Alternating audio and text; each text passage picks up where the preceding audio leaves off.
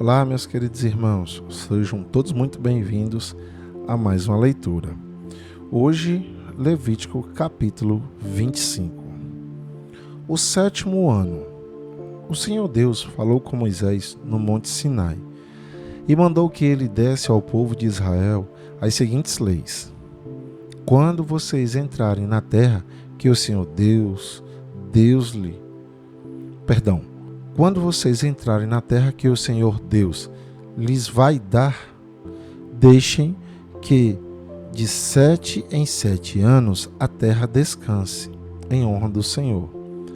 Durante 6 anos semeiem os seus campos, podem as parreiras e colhem as uvas. Mas o 7º ano será um ano de descanso sagrado para a terra, um descanso dedicado a Deus, o Senhor. Nesse ano, ninguém semeará o seu campo, nem podará as suas parreiras. Ninguém colherá o trigo que crescer por si mesmo, nem podará as parreiras, nem colherá as uvas. Será um ano de descanso completo para a terra. Os campos não serão semeados, mas mesmo assim produzirão o bastante para alimentar todos os israelitas, os seus escravos e as suas escravas, os seus empregados, os estrangeiros que vivem no meio do povo e também os animais domésticos e os animais selvagens. Tudo que a terra produzir servirá de alimento. O ano da libertação.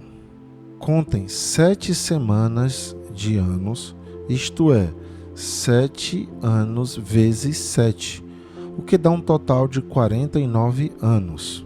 Então, no dia 10 do 7º mês, que é o dia do perdão, mandem um homem tocar trombeta por todo o país, pois esse ano, que vem depois de cada 49 anos, é o ano sagrado da libertação, em que vocês anunciarão liberdade a todos os moradores do país.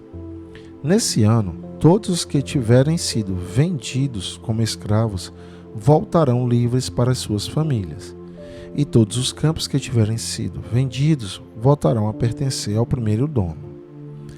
Nesse ano, ninguém semeará os seus campos, nem colherá o trigo que crescer por si mesmo, nem podará as parreiras, nem colherá as uvas, pois o ano da libertação é sagrado para o povo, e nele todos se alimentarão somente daquilo que a terra produzir por si mesma.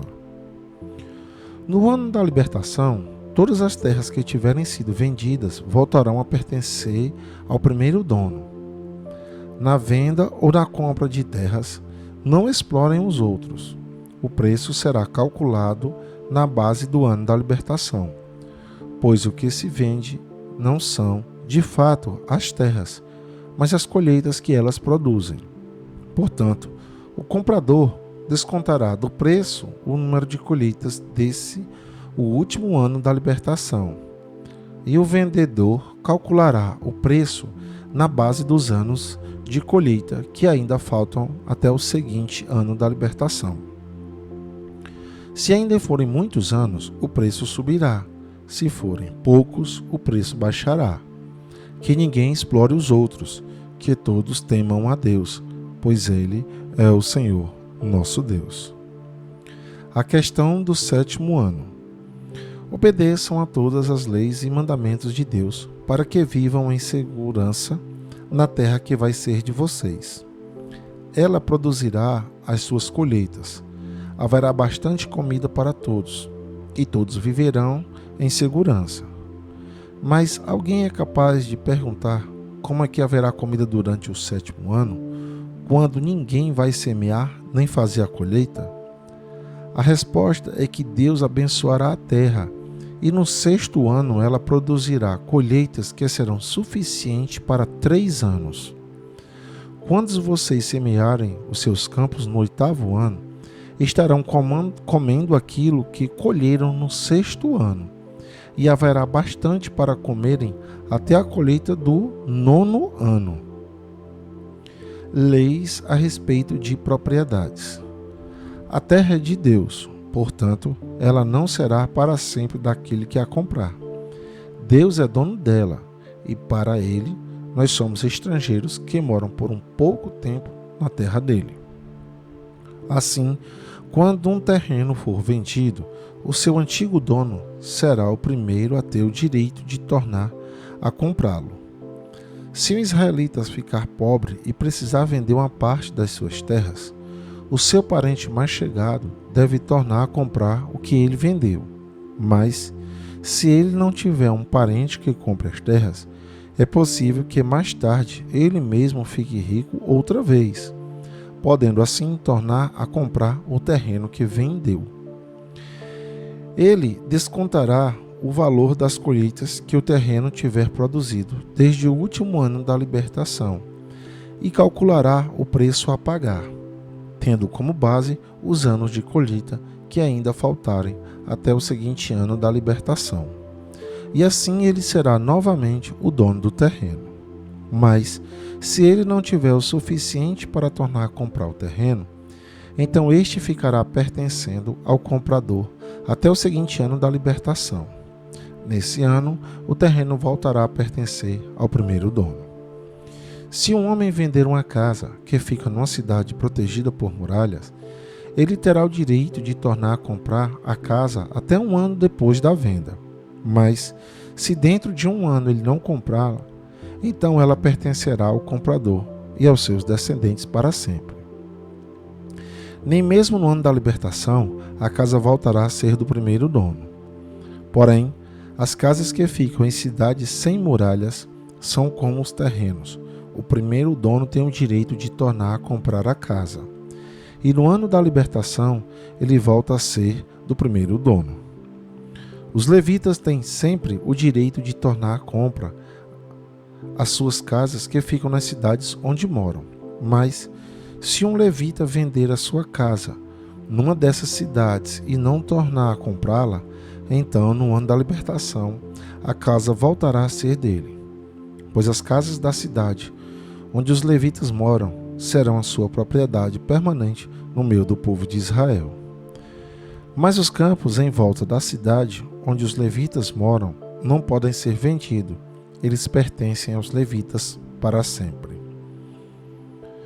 Leis a respeito dos pobres. Se um israelita que mora perto de você ficar pobre e não puder sustentar-se, então você tem o dever de tomar conta dele. Ajude-o como se ele fosse um estrangeiro que mora no meio do povo, a fim de que ele continue a morar perto de você. Não cobre juros sobre o dinheiro que você lhe emprestar. Respeite a ordem de Deus para que esse homem continue a morar perto de você. Não cobre juros sobre o que você lhe emprestar, nem tire lucro dos alimentos que você lhe vender. É isso que o Senhor, nosso Deus, nos manda fazer. Foi Ele quem nos tirou do Egito para nos dar a terra de Canaã e para ser o nosso Deus.